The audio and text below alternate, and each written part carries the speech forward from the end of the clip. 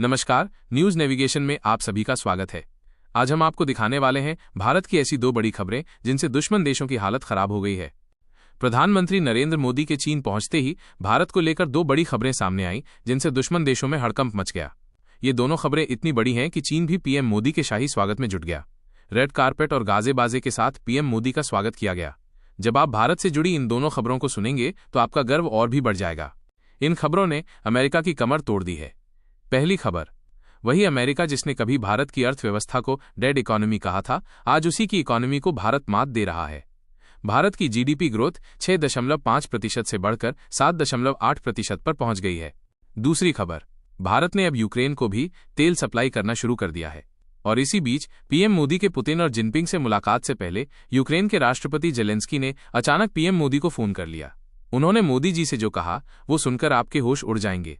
दोस्तों, अगर आपको हमारी ये रिपोर्ट पसंद आ रही है तो एक छोटा सा रिक्वेस्ट, वीडियो को लाइक करना मत भूलिएगा और अपनी राय हमें कमेंट में जरूर बताइएगा। अब बढ़ते हैं खबर की गहराई की ओर।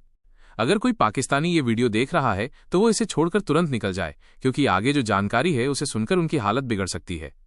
वित्त वर्ष 2025 की पहली तिमाही में भारत की जीडीपी 6.5% से उछलकर 7.8% तक पहुंच गई है। ये पिछले 5 तिमाहियों में सबसे ऊंचा स्तर है। मैन्युफैक्चरिंग, सर्विस और एग्रीकल्चर सेक्टर की शानदार परफॉर्मेंस ने भारत की अर्थव्यवस्था को मजबूती दी है। डोनाल्ड ट्रंप ने भारत की इकोनॉमी को डेड कहा था, लेकिन अब सच्चाई ये है कि भारत ने साबित कर दिया है कि वो डैडी है, और किसका ये तो आप जानते ही हैं। भारत के सर्विस सेक्टर में 9.3% की तेजी आई है, जिसमें व्यापार, होटल, परिवहन और वित्तीय सेवाएं शामिल हैं। मैन्युफैक्चरिंग और कंस्ट्रक्शन सेक्टर भी 7.5% से ऊपर की ग्रोथ दर्ज कर रहे हैं।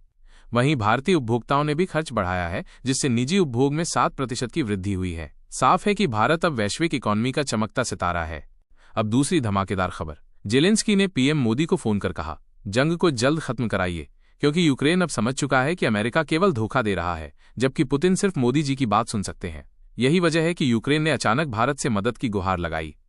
अब देखिए कैसे यूक्रेन अमेरिका को छोड़कर भारत की तरफ बढ़ रहा है। कभी अमेरिका ने भारत पर 25% अतिरिक्त टैरिफ लगाकर दबाव बनाया था, लेकिन आज वही यूक्रेन भारत से सबसे ज्यादा डीजल खरीद रहा है।